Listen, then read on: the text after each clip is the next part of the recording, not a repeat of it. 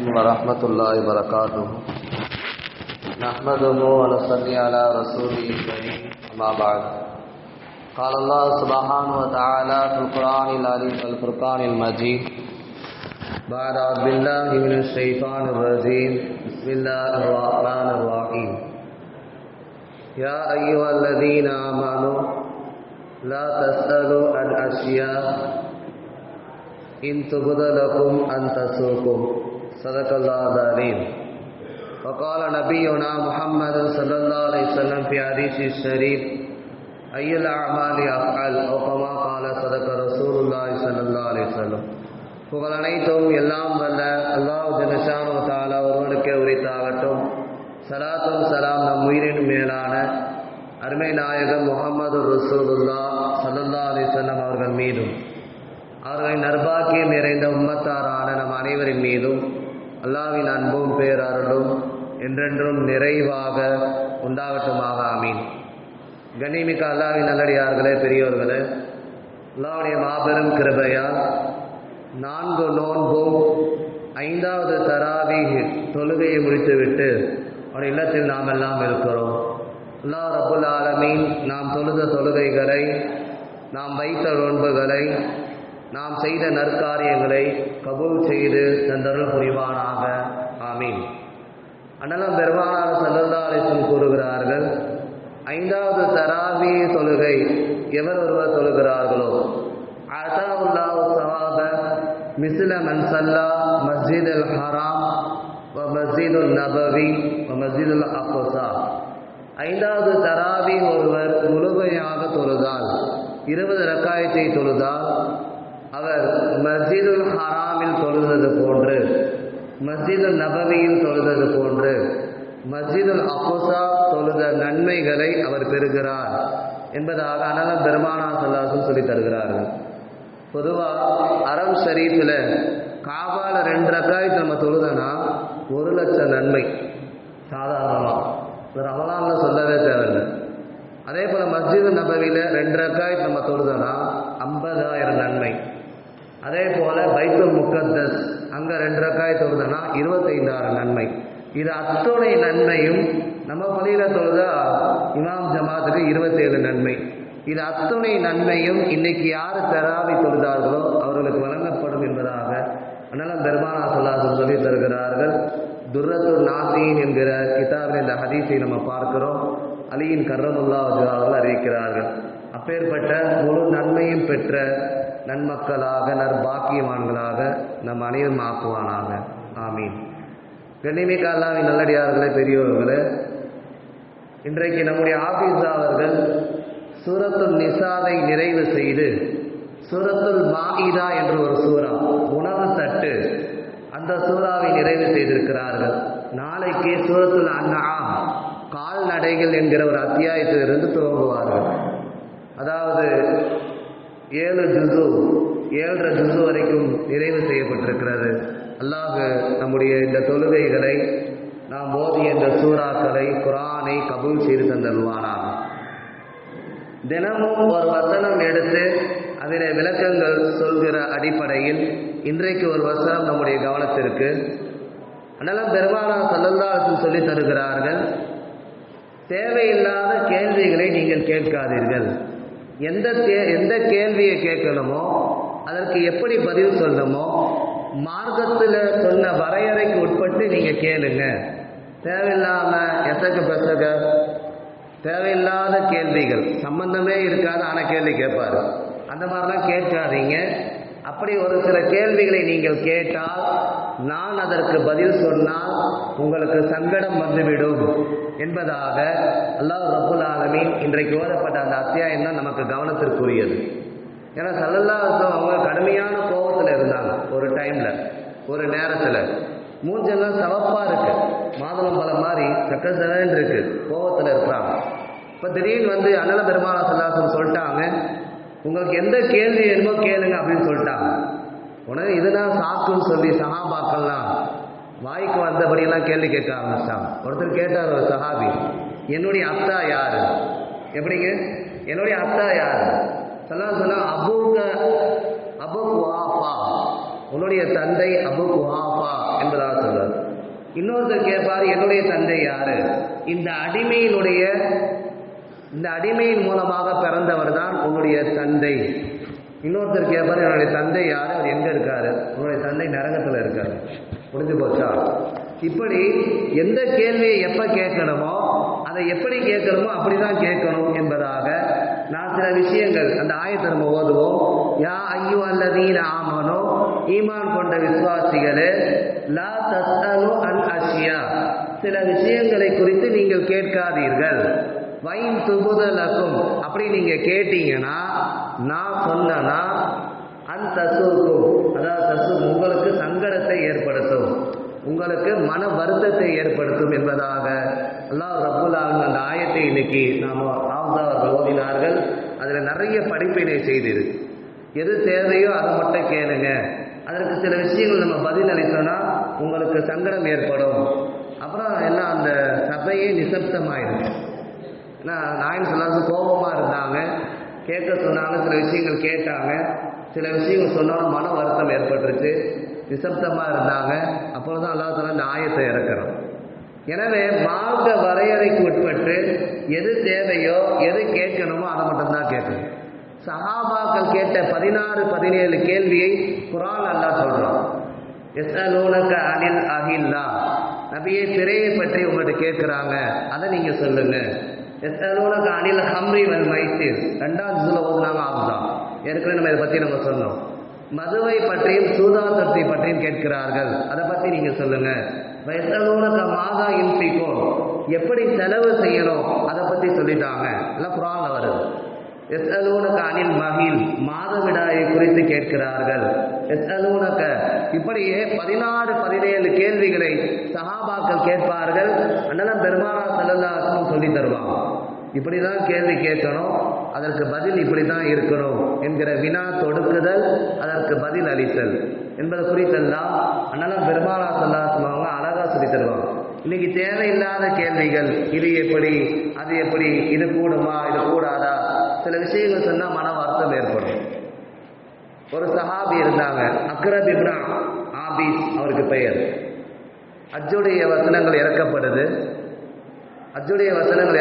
அந்த சஹாபி கேட்பாங்க, குல்லு ஆமீன் யா ரசூலல்லாஹ், அப்படி குல்லு ஆமீன் யா ரசூலல்லாஹ், ஒவ்வொரு ஆண்டும் ஹஜ்ஜு கடமையா அப்படின்னு கேட்டார்.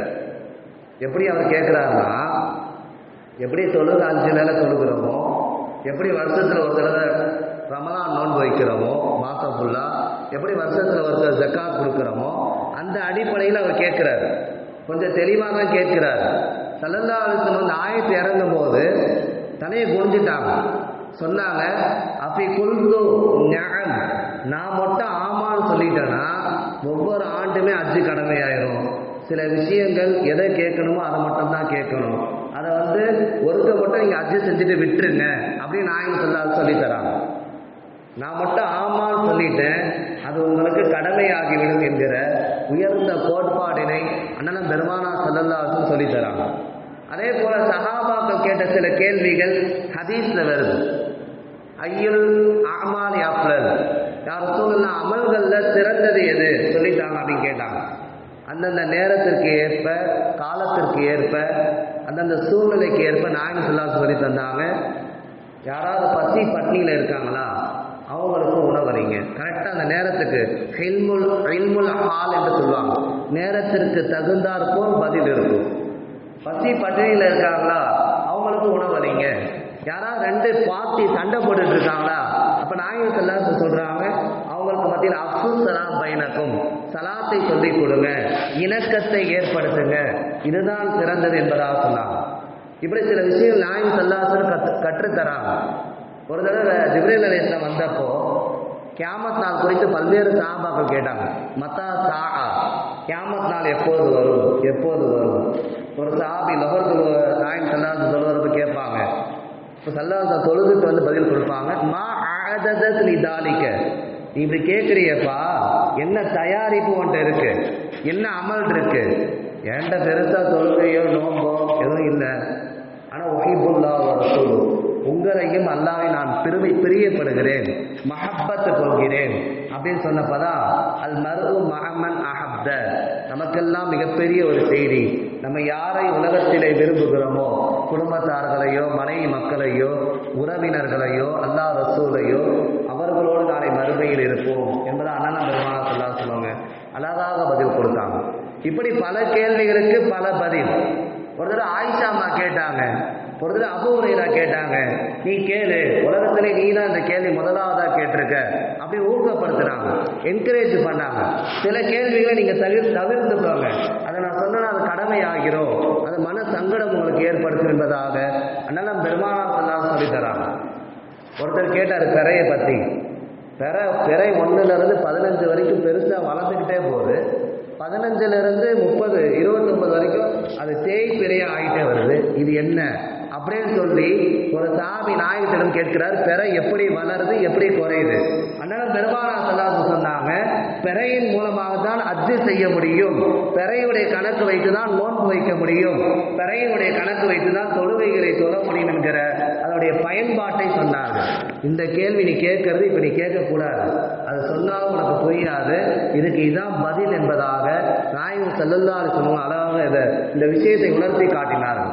அப்பொழுதுதான் அவருக்கு விளங்குச்சு, எதை எப்போ எந்த இடத்துல கேட்கணுமோ அதை அந்த இடத்துல கேட்கணும், அதற்கான பதில் வரும். சில தேவையில்லாத கேள்விகள், சில எசகு பிசக குதர்த்தமான கேள்விகளை கேட்பார்கள், அதற்கு பதிலளித்தால் மனம் வருத்தம் ஏற்பட்டுவிடும், சங்கடம் ஏற்படும் என்பதாக அல்லாஹ் ஜல்லஷானு தஆலா திருமறையில சொல்லி காட்டுகிறான். அதே போல இமாம் ஷாஃபி ரஹ்மத்துல்லாஹி அலைஹி அவங்கள்ட்ட, மிகப்பெரிய இமாம், அவங்கள்ட்ட ஒரு மனிதர் வந்து கேட்கிறாரு, ஆற்றுல குளிக்கும் போது, இதுதான் குதர்க்கமான கேள்வி, ஆற்றுல குளிக்கும் போது எந்த பக்கம் கிப்லாவை முன்னோக்கி நாங்கள் குளிக்கிறது? ஆற்றுல குளிக்கும் போது கிப்லாவை எப்படி முன்னோக்கி குளிக்கிறதுன்னு கேட்குறாரு. தேவையில்லாத கேள்வி.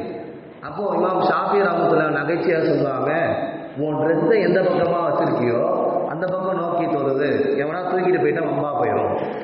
எப்படிங்க? எவனா தூக்கிட்டு போயிட்டா வம்பா போயிடும் உன் ட்ரெஸ்ஸை. ஏன்னா மூசா அலைஹிஸ்ஸலாம் காலத்தில் மூசா ட்ரெஸ் எல்லாம் கட்டி வச்சு ஆற்றுல குளிச்சாங்க, அந்த ட்ரெஸ்ஸை எவனா தூக்கிட்டு போயிட்டான். எனவே ஆற்றுல குளிக்கும் போது கிப்லா இங்கே தேவையில்லை, தேவையில்லாத கேள்வி. எனவே அதற்கு குதர்க்கமான பதில், உன் ட்ரெஸ்ஸை நோக்கி நீ பார்த்துக்கோ, எவனா தூக்கிட்டு போயிட்டா வம்பா போயிடும் என்பதாக நகைச்சுவையாக அதற்கு பதில் சொல்லுவாங்க. அடுத்து ஒருத்தர் ஓடி வருவார், என்ன எனக்கு நொண்டியான பொண்ணை கட்டி வச்சுட்டீங்க? எப்படிங்க? நொண்டியான பொண்ணை எல்லாம் சேர்ந்து பேசி கட்டி வச்சிட்டீங்களே அப்படின்னு ஷாஃபி ரஹ்மத்துல்லாஹி அவனை கேள்வி கேட்குறப்போ, நீ என்ன அந்த பொண்ணோட ஓட்டப்பந்தயம் விளையாட போற? சரியான முறையில் நீ வாழ்க்கையை வாழ கற்றுக்கொள், ஓட்டப்பந்தயமாக ஓட போற, எப்படி வாழணுமோ வாழ கற்றுக்கொள் என்பதாக அவர்கள் கேட்ட கேள்விக்கு, குதர்க்கமான கேள்விக்கும் பதில் அளிக்க முடியும் என்பதாக இமாம்கள் அவர் சொல்லி தராங்க. சில பேர் எனக்கு எல்லா கேள்வியும் தெரியும் இமாம்கிட்ட வருவாங்க, சில பேர் இமாமுக்கே தெரியுமான்னு செக் பண்ணுவாங்க. இந்த மாதிரி தேவையில்லாத விஷயங்களை தவிர்த்து கொள்ள வேண்டும். ஆனால் ஜிப்ரைல் அலைஹிஸ்ஸலாம் அவங்க ஒரு தடவை எப்போ கியாமத் நாள் வரும் என்பதாக கேட்பாங்க. அப்போ அண்ணன் பெருமானார் ஸல்லல்லாஹு அலைஹி சொல்லுவாங்க, கேட்கக்கூடிய உங்களை விட கேட்கப்பட்டவர் நீங்களே சிறந்தவங்க அப்படின்னு சொல்லுவாங்க. அப்படின்னா என்ன அர்த்தம்னா, உங்களுக்கு எப்படி தெரியாதோ அதே போல எனக்கு தெரியாது. ஏன்னா இன்னமல் இல்மு இந்தல்லாஹ், கியாமத் நாள் எப்போ வரும் அல்லாஹ்வுக்கு மட்டும்தான் தெரியும் என்பதாக திருமறையிலே அல்லாஹ் சொல்லி காட்டுகிறான். எனவே அல்லாஹ் ரசூல் சொன்னதை எப்படி வழிகாட்டினார்களோ, எந்த தேவை, சில பேர் மார்க்க சட்டத்திட்டங்கள் கேட்க வைக்கப்படுவாங்க, சில பேர் தொழுகையே தெரியாது, சில பேர் தொழில் செய்யவே தெரியாது, அதை உடனே கேட்டணும், வெட்கத்தை தள்ளி வைக்க வேண்டும். ஏன்னா சில பெண்கள் அண்ணன் பெருமானார் ஸல்லல்லாஹு அலைஹி வந்து ஓப்பனாவே மாதவிடாய் குறித்து வெட்கத்தை விட்டு கேட்டாங்க. அப்ப நாயகம் ஸல்லல்லாஹு அலைஹி வஸல்லம் இப்படி கேட்டாலும் வருத்தப்படலை. நிஅமத்துல் அன்சார், நிஅமத்துல் நிசா, நிசாவுல் அன்சார், அன்சாரி பெண்கள்ல இவங்க தான் சிறந்தவங்களா இருக்கிறாங்க. எந்த மார்க்கம் சம்பந்தமான கேள்விகள் வந்தால் உடனே கேட்டுடுறாங்க, அது எது சம்பந்தமா இருந்தாலும். எனவே நாயகம் ஸல்லல்லாஹு அலைஹி வஸல்லம் அவங்க பாராட்டினாங்க. மார்க்கத்தில் ஏதாவது சட்டத்திட்டம் தெரியலையா உடனே வெக்கப்படாமல் கேட்டுரும். சில பேர் நான் அந்தஸ்தை உயர்ந்திருக்கிறேன், எனக்கு அது இது தெரியும், இப்போ இது இத்தனை நாளாக நான் இப்படி தான் சொல்லிட்டு இருக்கேன், இதை சொன்னால் வேற ஏதாவது நினைப்பாங்களோ அப்படின்னு அவராக முடிவு பண்ணிப்பார். தொழுவு கூடாமல் போச்சுன்னா, அமல்களை ஏற்றுக்கொள்ளாமல் போச்சுன்னா அவனுக்கு யார் அல்லாட்ட பதில் சொல்றது? எனவே எது தேவையோ, எது முக்கியமோ, எதை எப்படி கேட்கணுமோ அதை அப்படி கேட்கணும், அதற்கான பதில்கள் சரியாக கிடைக்கும்.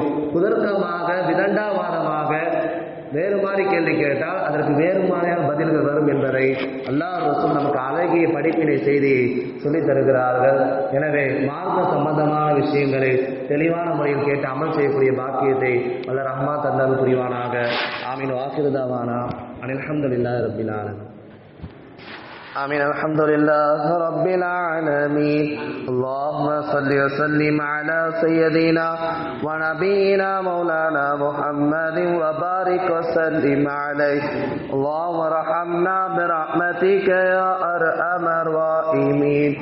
اللهم ربنا تقبل منا صلاتنا وصيامنا وقيامنا وركوعنا وسجودنا وتراويحنا وصدقتنا وزكاتنا في كل أعمالنا مقبولة مرضية منا وتخشنا وتمم تكسير أعمالنا وتجاوزنا عن سيئاتنا وتوفنا مع الأبرار. رب ارحمهما كما ربونا صغارا. وصلي على النبي محمد وعلى آله وأصحابه أجمعين برحمتك يا أرحم الراحمين. والحمد لله رب العالمين.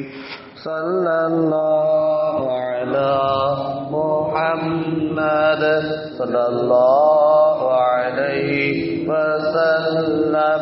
صلى الله على محمد صلى الله عليه وسلم. صلى الله على محمد. يا ربي صل وسلم